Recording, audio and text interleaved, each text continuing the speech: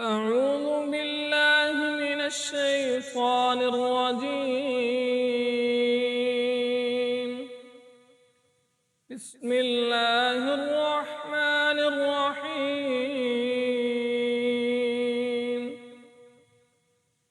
يا بني إسرائيل اذكروا نعمتي التي أنعمت عليكم وأوفوا بعهدي أوف بعهدكم وإياي فارهبون وآمنوا بما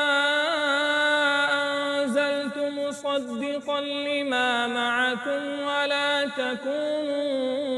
أول كافر به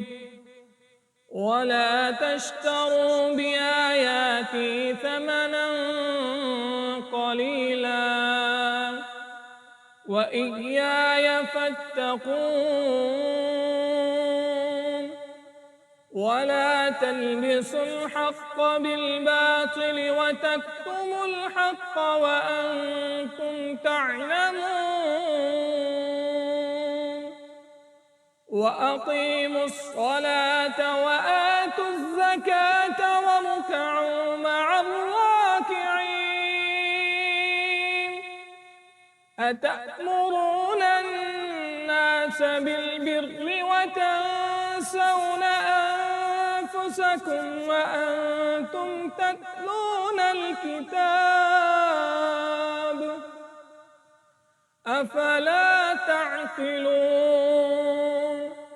واستعينوا بالصبر والصلاة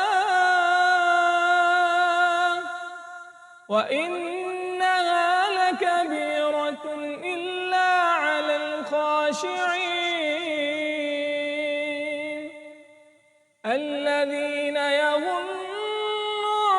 أنهم ملاقو ربهم وأن